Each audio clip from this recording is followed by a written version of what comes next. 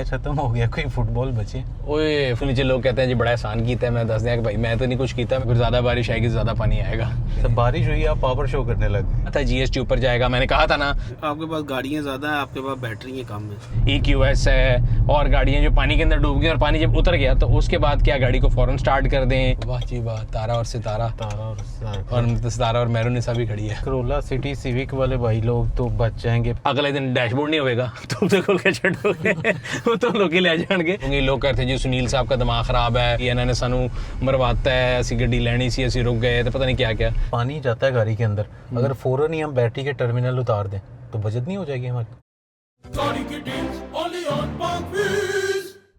अस्सलाम वालेकुम सर। वालेकुम अस्सलाम। आज ऑनलाइन मेरा ख्याल है व्लॉग के बजाय वीकली कर लेते हैं, घूमते फिरते हैं। सर ऐसे ही कर लेते हैं। पहली न्यूज़ हमेशा पेट्रोल की प्राइसेस को लेके होती है, अब हम वीकली नहीं, अब तो पेट्रोल की प्राइस के लिए डेली करना पड़ेगा क्योंकि गवर्नमेंट ने रोज़ रात को जो है ना एक मजाक हमारे साथ करना होता है। और मेरा ख्याल है पिछले एक हफ्ते के अंदर 2-2, 3-3, 4-4, 5-5 करके तकरीबन 40-50 रुपए के करीब डीजल वालों का बढ़ चुका है और 30 रुपए पेट्रोल बढ़ चुका है। कम होता है तो पैसों में होता है। अच्छा मज़े की बात यह है कि लोग पता नहीं झुकते मुझे मार रहे होते हैं, मैं तो क्या कर रहा हूँ, मैं तो प्राइस शेयर कर रहा हूँ। जब हम वो आर्टवर्क शेयर करते हैं ना तो नीचे लोग कहते हैं जी बड़ा एहसान कीता है। मैं दस दिया कि भाई मैं तो नहीं कुछ कीता, मैं तो बता रहा हूँ। सो खैर टॉपिक जो पेट्रोल का है उसके साथ जो है ना अगर आप देखें सड़कों पर आपको NEVs नज़र आना शुरू हो जाएंगी। हम भी जो चला रहे हैं ये भी एक NEV है। पिछले हफ्ते की बड़ी हॉट न्यूज़ थी कि जी 2000 BYD आ गई हैं, तो लोग मुझे कहते हैं यार क्या फ़र्क पड़ता है, इतनी ज़्यादा गाड़ियाँ। अगर परसेंटेज वाइज देखा जाए टोटल एक साल के अंदर 2.5-3 लाख गाड़ियाँ में से अगर 2-3 हज़ार आ गई तो वो तो 1% बनता है। वो भी बहुत ज़्यादा नहीं है लेकिन आगे होना चाहिए बहुत ज़्यादा। इंशाल्लाह देखते हैं कि आगे बेहतरी मज़ीद है। ये चेक करें वासा वालों ने क्या सिस्टम बनाया जी, वो चेक करें। रिस्पांस यूनिट अंदर AC शेसी और पूरा मॉनिटरिंग रखी हुई है। काश ये करशी एवेन्यू पे इन्होंने 3-4 दिन पहले गटर खोले थे तो वो गंद उठा के भी ले थे, बिकॉज वो खोल तो दिए थे। अब वहीं पे मिट्टियाँ छोड़ के चले गए। जब बारिश आएगी बहुत ज़्यादा तो फिर ज़्यादा बारिश आएगी ज़्यादा पानी आएगा। और दूसरा टॉपिक वीकली का अगर देखें तो जो कल से चल रहा है पूरे पाकिस्तान के अंदर, आज बल्कि कोशिश यही करेंगे भी जा रहे हैं वर्कशॉप, तो हमारे जो दोस्त हैं तारिक भाई उनसे ज़रा माहिराना राय भी ले लेंगे। तो कल लाहौर में बहुत ज़्यादा बारिश हुई, कह रहे हैं क्लाउड बर्स्ट हुआ। Gulberg, cantt and mall road वाली साइड पे इतनी नहीं हुई, जो ज़्यादातर इलाके ज़्यादा पानी में जाते हैं ना उधर इतनी नहीं हुई। लेकिन defence, Askari 11, phase 5 defence, phase 6 वाली साइड में बहुत ज़्यादा बारिश हुई है। लालक चौक से लेके फेज़ 5 की हर गली पूरी रात तक पानी में डूबी हुई थी।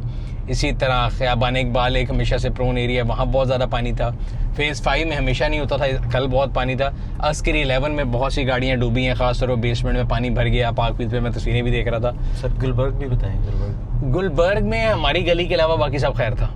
हमारी गली में भी पानी इतना था कि कल मैंने सारी जितनी हमारी जीपें वो निकाली। मैंने कहा कोई इलेक्ट्रिक गाड़ी, कोई NEV ना निकालो, बेशक पेट्रोल ज़्यादा डलना पड़े, महंगा डल जाए। तो कल एक दिन में 20,000 रुपये का पेट्रोल डाल दिया। तो मेरे ख्याल से कोई 6 महीने बाद आपने दोनों हमर भी निकाले हुए थे। कल मैंने हमर निकाला, कल मैंने RKR निकाला, कल मैंने निसान सफारी निकाले। तो वो मैंने कहा उन गाड़ियों को निकालने का टाइम है। सर बारिश NEV सारी अंदर खड़ी कर दी। सर बारिश हुई, आप पावर शो करने लगे। पावर शो नहीं करें बेटा, जेब के ऊपर महंगी पड़ गई। 20-25 हज़ार रुपये का पेट्रोल लग गया कल एक दिन में। आज फिर अभी कह रहे हैं कि अगले 8-10 दिन बारिश होनी है। तो अभी मैं तारिक भाई के पास एक काम से जा रहा था तो उनसे भी पूछ लेते हैं। मेरे ख्याल से जनरली जो हमें करना चाहिए अपनी मदद आपके तहत वाली बात ये है, आप अपने सफ़र को कम कर सकते हैं। आजकल बच्चों की छुट्टियां हैं तो स्कूल जाना भी ज़रूरी नहीं है।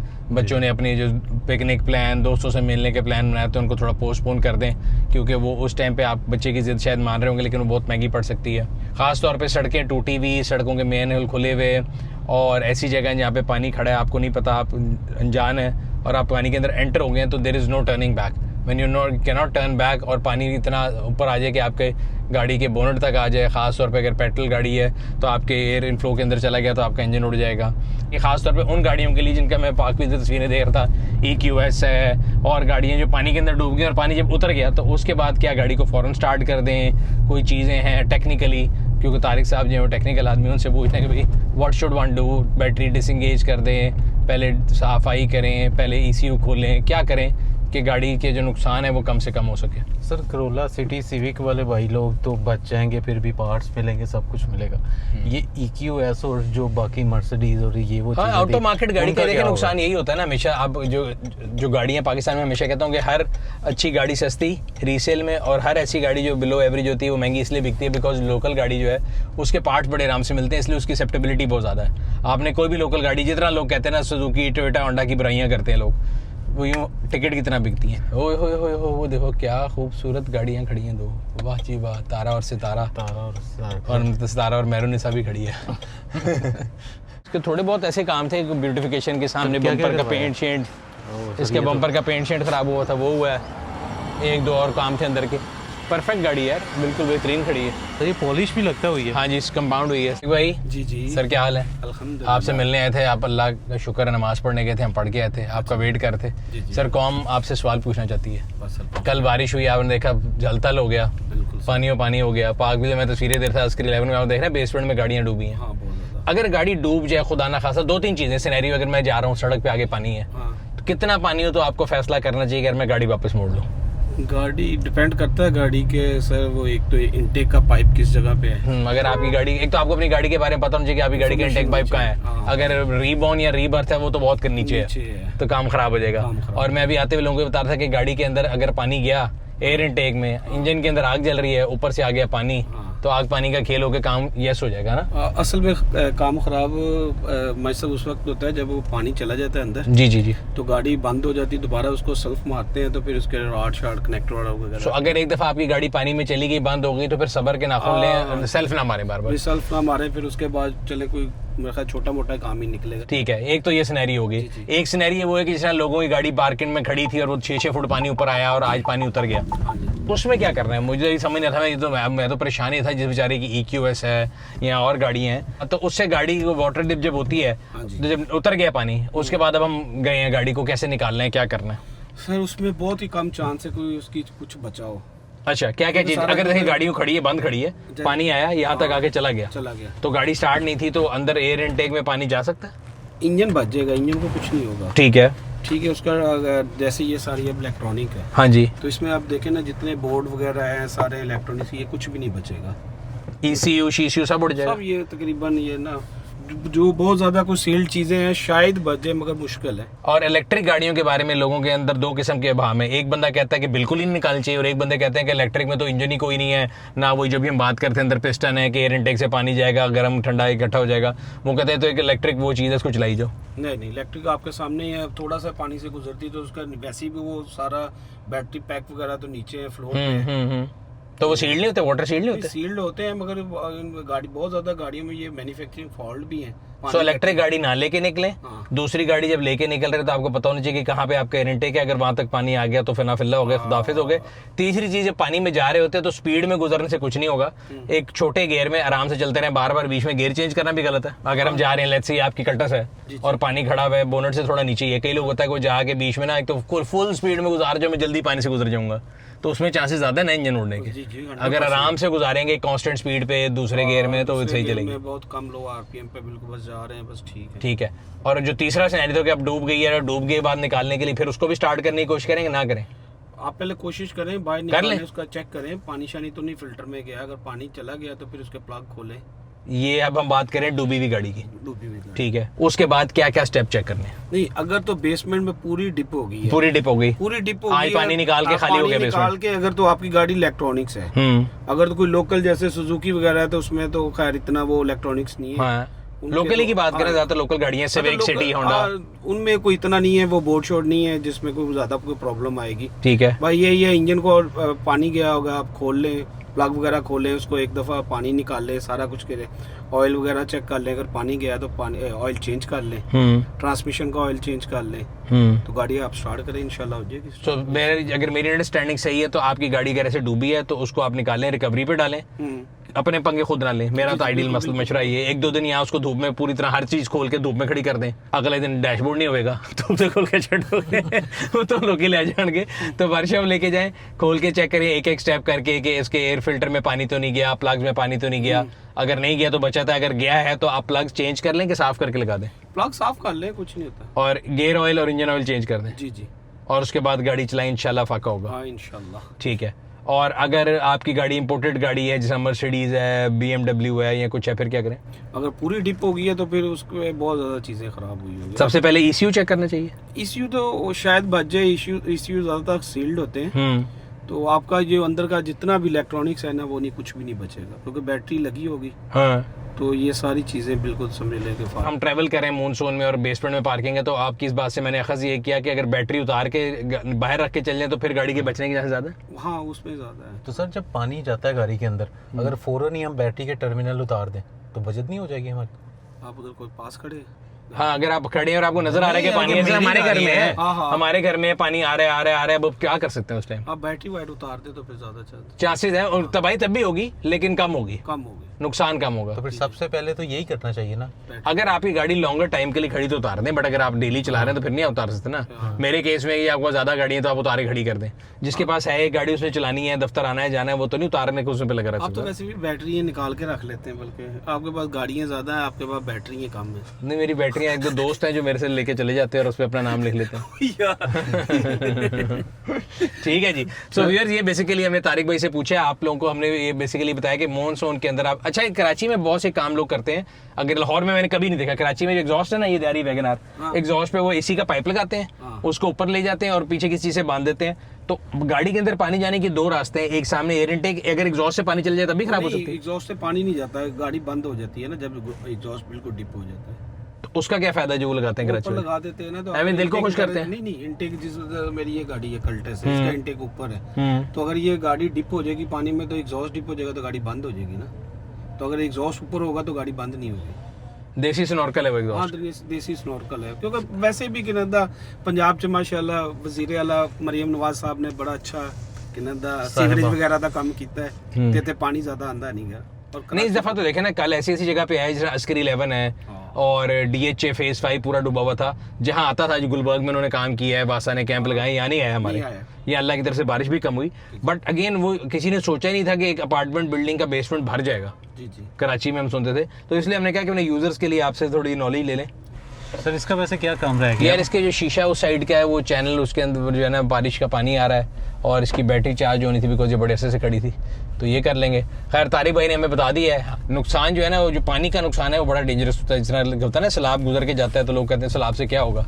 सैलाब की तबाहकारियाँ हर तरफ होती हैं, गाड़ी के इलेक्ट्रॉनिक्स उड़ जाएंगे, गाड़ी के अंदर सारी चीज़ें ख़राब हो जाएंगी। और जो जापान से भी वाटर टिप गाड़ियाँ आती हैं ना, उनका लोगों को लगता है कि जी कोई मसला नहीं है, उनके हर वक्त कोई ना कोई सेंसर जो है ना वो बोलती रहते हैं, बिकॉज उनके कनेक्टर्स में, उनकी हर चीज़ में पानी गया होता है। तो कोशिश ये करें कि बारिश के, आजकल मानसून है और मानसून के अंदर अनप्रेडिक्टेबल रेन भी हो सकती है, तो अवॉइड करें ऐसी जगहों पर जाने का जिनको आप नहीं जानते, और कम से कम जो है ट्रैवल करें। सबसे इंपॉर्टेंट न्यूज़, मैं पहले दिन से चीखे मार था, लोग नहीं सुन रहे थे। मैंने कहा था GST ऊपर जाएगा, मैंने कहा था ना सिमरन, तो सिमरन मैंने कहा था कि GST ऊपर जाएगा, गाड़ियाँ महंगी होंगी। लोग कहते जी सुनील साहब का दिमाग ख़राब है, बजट आके भी चला गया, कोई गड्डी महंगी नहीं हुई, इन्होंने सानू मरवाता है, असी गड्डी लेनी सी, असी रुक गए, तो पता नहीं क्या क्या। तो अब एक एक करके नतीजे आने शुरू हो गए। टोयोटा महंगी हो गई, सुजुकी महंगी हो गई, होंडा महंगी हो गई। GST 25% के मुताबिक उन्होंने वैल्यू निकाल दी है। चेरी ने भी कल 3 सिनेरियो निकाले हैं कि अगर 18 होगा और 25 होगा तो क्या होगा। सो अब सबको याद आ गया कि 8% पे रुकने वाला नहीं है GST, जो कि आपकी HEV और PHEV के ऊपर 8% था। अगर आपका इंजन जो है 1500 से नीचे, अगर 1500 से ऊपर से टैंक था तो उसका 12.5% GST होता था। अब यहाँ तो 18 की बातें हो रही हैं या 25 की बातें हो रही हैं। सो अगर टैंक 12.5 से 18 पे जाता है तो तकरीबन 12 लाख प्राइस बढ़ेगी। अगर 12.5 से जाता है 25 पे तो तकरीबन 12% जो कि आपको तकरीबन 24 लाख रुपए बनेगा, वो प्राइस बढ़ेगी। इस तरह तमाम HEVs, तमाम PHEVs की प्राइस बढ़ेगी। तो होने आराम है। मैं जब कह रही थी कोई नहीं मान रही थी, तो अब आराम है। तो भाईजान ये होने वाला है, आज कल परसों जब भी हो जाएगा, शेर आया कि शेर आया, अब होने वाला है। तो ये इस हफ्ते की न्यूज़ थी। सो ये जो गाड़ियों की प्राइसेस की बात हो रही थी, इससे रिलेटेड बहुत लोगों के सवाल हैं। कई लोगों का मैसेज आता है कि जी हमने तो पूरी पेमेंट दे दी थी, फलानी कंपनी हमें गाड़ी नहीं दे रही, वो वादा खिलाफी कर रही है कि उसने ये कर दिया, उसने वो कर दिया। अभी जो सूरत हाल है भाई, सुजुकी, टोयोटा और होंडा, इसके अलावा बाकी तमाम 13 कंपनियों ने इनवॉइसिंग रोकी हुई है। पहली तारीख से लेके आज हम जब रिकॉर्ड करें तो 24 जुलाई हो चुकी है। 24 दिन से कोई इनवॉइस नहीं हुई। सो आपने पेमेंट की थी, नहीं की थी, पूरी की थी, पार्शियल की थी, अभी तो गाड़ी आ ही नहीं सकती। फिर दूसरा लोगों का ये सवाल होता है कि जी हमने पूरी पेमेंट कर दी है, क्या प्राइस चेंज का इतलाक हम पे होगा? तो भाई ये प्राइस चेंज नहीं है, ये टैक्स चेंज है। गाड़ी की प्राइस सेम है, टैक्स जो है GST जो है वो 8% था, वो अगर 18 होता है, 25 होता है, 0 होता है, 1 होता है, दोनों केस में, कम या ज़्यादा केस में वो आपको ट्रांसलेट किया जाएगा। It's not actually a price change, it's effectively वो प्राइस चेंज ही बन जाता है कि आपकी जेब पे भारी पड़ता है, बट वो कंपनी की जेब में नहीं जा रहा। सो कंपनी आपको ना तो ये वादा कर सकती है कि आपने पूरी पेमेंट दे दी है तो आपकी प्राइस लॉक, वो प्राइस लॉक कर सकती है, टैक्स लॉक नहीं कर सकती।